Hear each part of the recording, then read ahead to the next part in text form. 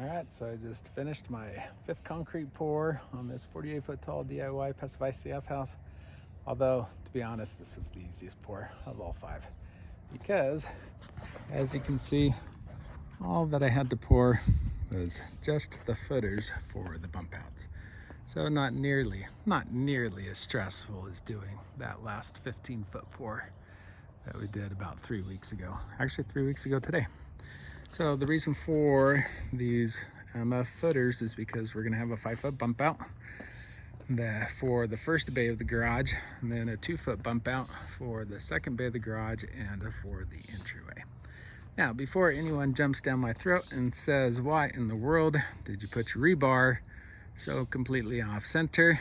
That's because I actually ended up pouring these footers extra wide, and that has to do with there was disturbed soil next to the house.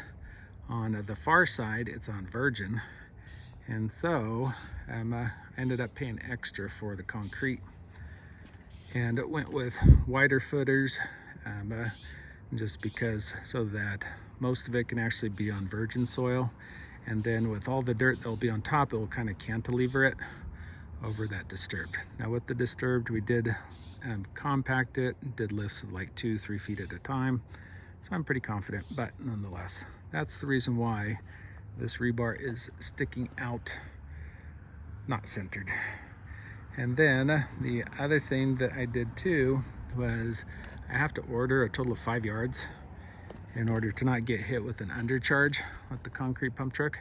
So I technically only needed 4 yards to go the 10 inches, but I went ahead and ordered the 5 yards because it was the same cost as what the overage charge would be. So by going with the extra yard, it just made it so that my footers are going to be even stronger. And then in terms of my estimating abilities, once again, not too bad for a DIY guy.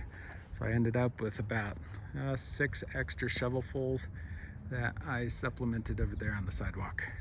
So, well, I guess technically there's maybe 2 shovelfuls right there, but not too bad on the estimating job. And so the next step will be to put those foundation walls, because I still need to pour the rest of my inside of my garage floor. So there'll be a 4-inch cap that comes flat. Well, it'll be graded just a titch so that any water drains out. But this will be mostly flat, maybe a 5-degree angle. And then starting right here is where we'll slope down to the sidewalk. So if you want to follow along as I continue to DIY this multi-generational passive ICF house, right there, that's the 2nd floor. Still need to do the 3rd floor and the rooftop deck. Be sure to like and subscribe, and otherwise, thanks for watching.